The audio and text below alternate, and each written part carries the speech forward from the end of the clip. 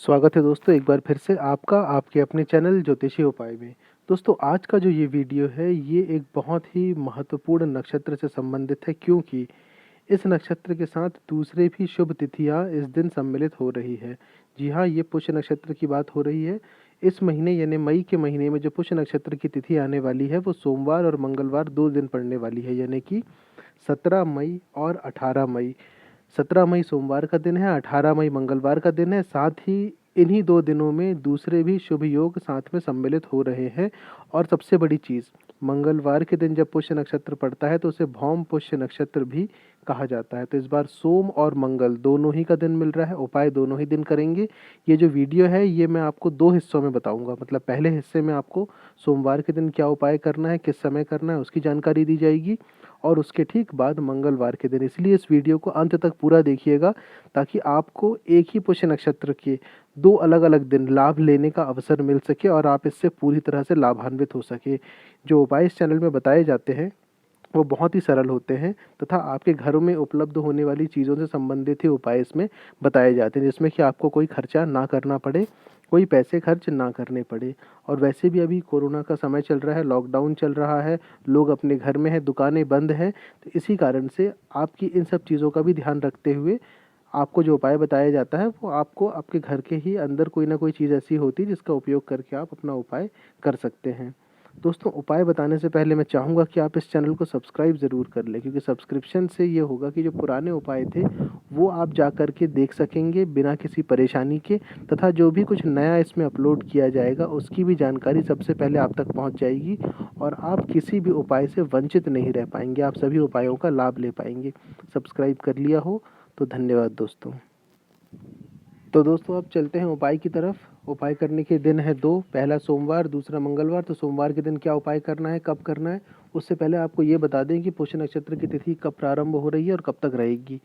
सोमवार 17 मई दोपहर 1:25 से पुष्य नक्षत्र की तिथि प्रारंभ हो रही है, जो कि मंगलवार 2:55 तक के रहेगी।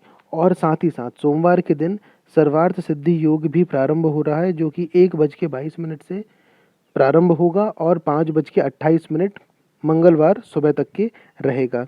इसके साथ सर्वार्थ सिद्धि योग के साथ एक और योग है जिसे हम रवि योग कहते हैं, वो भी सोमवार को दोपहर 1:22 से प्रारंभ होगा, मंगलवार सुबह 5:28 तक रहेगा।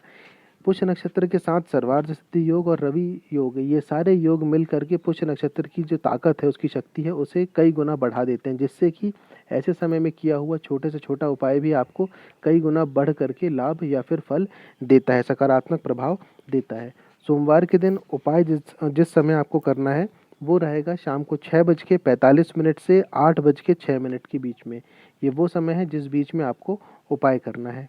उपाय करने के लिए आपको अपने पूजा स्थान में स्वच्छ होकर के, मतलब कि नहा धो करके, अगर नहा धो नहीं पा रहे हैं तो भी कम से कम मुंह हाथ पैर धो करके अपना एक स्वच्छ कपड़ा पहन करके आप अपने पूजा स्थान में आकर के बैठ जाइए। बैठने के बाद, बैठने के लिए आप सबसे पहले एक आसन का प्रयोग करें, उत्तर दिशा या पूर्व दिशा की ओर मुख करके बैठें। उसके बाद अगर आपके पास घर में कपूर है, जो कपूर पूजा में जलाई जाती है आरती के समय, तो वो कपूर का एक टुकड़ा ले लीजिए। अगर देसी कपूर है तो सबसे अच्छा है, नहीं है तो भी कोई बात नहीं, आप कपूर का एक टुकड़ा ले लीजिए। उस एक टुकड़े कपूर को आप अपने पूजा स्थान में रख दीजिए। उसे अपने पूजा स्थान में रखने के बाद जो मंत्र आपके स्क्रीन में भी दिखाया जा रहा है, उस मंत्र का आप 21 बार जाप करिए। ध्यान रखिए मंत्र का सही उच्चारण अवश्य करें। उच्चारण मैं आपको करके बता देता हूँ। ओम सोम सोमाय नमः, ये चंद्रदेव का मंत्र है। सोमवार का दिन होने के कारण से इस मंत्र का आप जाप करिए। मंत्र जाप हो जाए तो उसके बाद आप उस कपूर को अपने हाथ में उठा लीजिए जो आपने अपने पूजा स्थान में रखा हुआ है। अब उस कपूर को अपने हाथ में उठाने के बाद आपकी जितनी भी समस्याएं हैं, जो कष्ट आप भोग रहे हैं या जिन चीज़ों को लेकर के आप परेशान हैं, उन चीज़ों के निवारण के लिए आप अपने हाथ में उस कपूर को जब उठा लेंगे उसके बाद उस कपूर से प्रार्थना करिए, बोल दीजिए। ध्यान रखिएगा केवल अपनी समस्याएं ही बोलनी है, अपनी कोई भी इच्छा नहीं बोलना है। तो जो भी आपकी समस्या है वो उस कपूर से बोल दीजिए। कपूर को अपनी मुट्ठी में बंद करके रखिए और अपनी समस्या आप उससे बोलते जाइए। बोलने के बाद जब हो जाए तो उस कपूर को एक कटोरे में रख करके जला दीजिए। जलाने के बाद उस कपूर का जो धुआँ है वो अपने घर में दे दीजिए। ध्यान रखिएगा कि बाथरूम, लैट्रिन ऐसी जगहों पर इस कपूर के धुएँ को बिल्कुल भी ना दें। केवल अपने घर के अंदर, विशेषकर कोनों में, क्योंकि जो घर की नकारात्मक ऊर्जाएँ होती है वो कहीं न कहीं घर के कोनों में ज़्यादातर निवास करती है। तो इसलिए घर के हर कोने में घुमा दीजिए उस धुएँ को एक बार।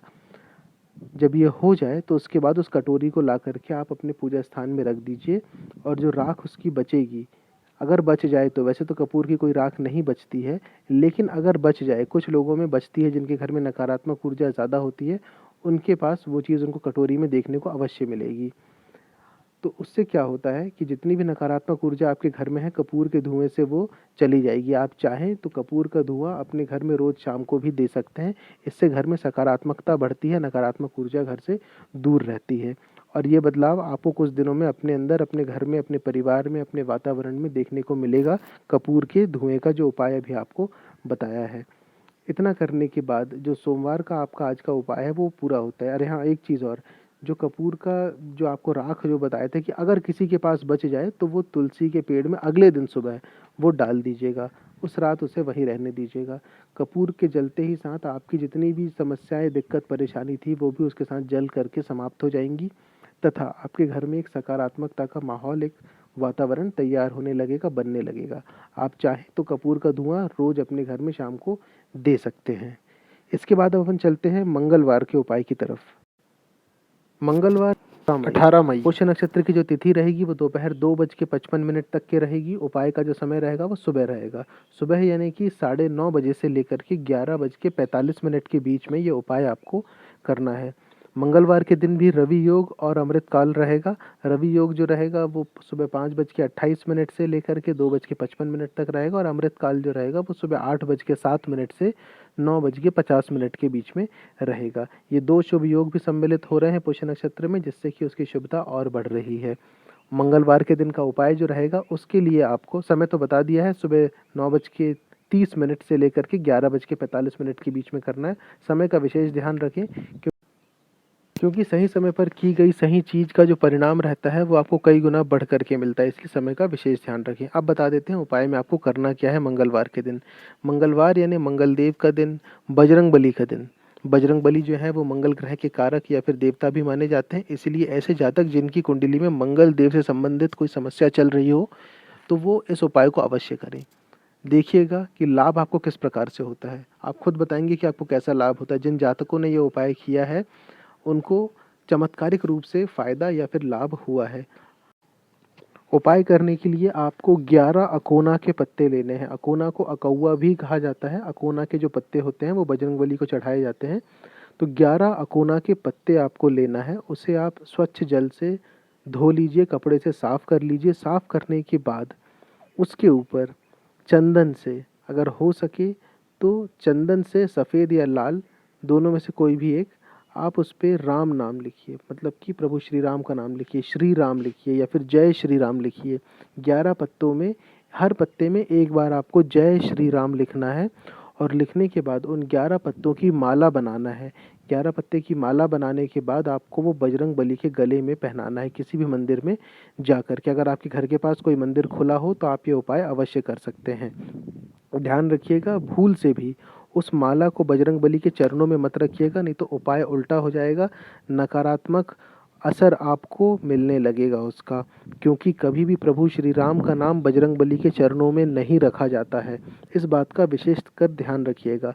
बजरंगबली जो है वो प्रभु श्री राम को अपना आराध्य मानते हैं, और कभी भी कोई भी अगर उनके आराध्य का नाम बजरंगबली के चरणों में रखे तो वो उसे आशीर्वाद नहीं देंगे, उल्टा उससे नाराज़ हो जाएंगे। इसीलिए बजरंगबली के गले में प्रभु श्री राम के नाम की माला पहना कर के आएँ, उसे उनके चरणों में भूल के भी ना रखें। इसलिए मैं बार बार ये चीज़ कह रहा हूँ। जब ये चीज़ हो जाए तो उसके बाद वहीं बजरंगबली के सामने बैठ कर के एक बार प्रभु श्री राम की राम स्तुति का पाठ करें, और साथ में राम रक्षा स्तोत्र का पाठ करें। ये 2 चीज़ें करना है। अगर आप मंदिर नहीं जा पा रहे हैं, लॉकडाउन की वजह से मंदिर खुले नहीं हैं, मंदिर बंद है, या आपको अकोना का पत्ता नहीं मिल पा रहा है, तो आप घर में बैठ कर के मंगलवार जो समय आपको बताया है उस समय 108 बार प्रभु श्री राम के नाम का जाप करें। जय श्री राम 108 बार जाप करें। उसके बाद प्रभु श्री राम की स्तुति और राम रक्षा स्तोत्र का पाठ करें। ये उपाय आपको मंगलवार के दिन करना है पुष्य नक्षत्र की तिथि में। ये जो उपाय है, ये उपाय किसी भी प्रकार की समस्या का निवारण है। कैसा भी कष्ट हो, किसी भी प्रकार की समस्या हो, दिक्कत परेशानी हो, इस उपाय से आपके कष्टों में कमी आने लगेगी और धीरे-धीरे आप कष्ट मुक्त हो जाएँगे। अगर ज़्यादा ही कष्ट है तो आप इस उपाय को हर रोज़ दोहरा सकते हैं। राम रक्षा स्तोत्र और प्रभु श्री राम की स्तुति का आप रोज़ पाठ कर सकते हैं। नहीं तो मंगलवार के मंगलवार भी कर सकते हैं। ऐसे जातक जो कि मंगल ग्रह से प्रभावित हों, जिन्हें कोई दिक्कत परेशानी आ रही हो, अपनी कुंडली विश्लेषण कराने के बाद इस उपाय को कर सकते हैं अगर मंगल ग्रह से संबंधित कोई परेशानी है तो। उसके अलावा बजरंगबली तो प्रभु श्री राम का नाम लेने से वैसे ही प्रसन्न हो जाते हैं। चलते-फिरते जब मौका मिले, जब समय मिले, मन ही मन प्रभु श्री राम का नाम दोहरा लिया करें। जय श्री राम जो है उनका स्मरण कर लिया करें। बजरंगबली की कृपा आपके साथ चलने लगेगी। बजरंगबली को अगर कोई चीज़ प्रिय है तो उनकी खुद की पूजा से ज़्यादा प्रिय है प्रभु श्री राम की पूजा, क्योंकि वो खुद प्रभु श्री राम की भक्ति भाव में डूबे रहते हैं। अगर आपको बजरंगबली की कृपा चाहिए है तो प्रभु श्री राम का ध्यान करें, उनका स्मरण करें, बजरंगबली की कृपा अपने आप आपको मिल जाएगी। दोस्तों, ये उपाय दूसरों के साथ साझा अवश्य करिएगा, क्योंकि जब दूसरे इससे लाभान्वित होंगे तो कहीं न कहीं आप भी उस पुण्य के भागी अवश्य बनेंगे। कुंडली संबंधित कोई भी प्रश्न हो आपका तो आप कमेंट बॉक्स में लिख कर के पूछ सकते हैं। जल्द ही दूसरे उपाय के साथ फिर आपके बीच उपस्थित होंगे। चैनल को सब्सक्राइब ज़रूर कर लीजिएगा, जिससे कि भविष्य में आने वाले किसी भी उपाय की जानकारी सबसे पहले आप तक पहुंच सके। सब्सक्राइब कर लिया हो तो धन्यवाद दोस्तों। जल्द ही नए उपाय के साथ फिर उपस्थित होंगे। धन्यवाद।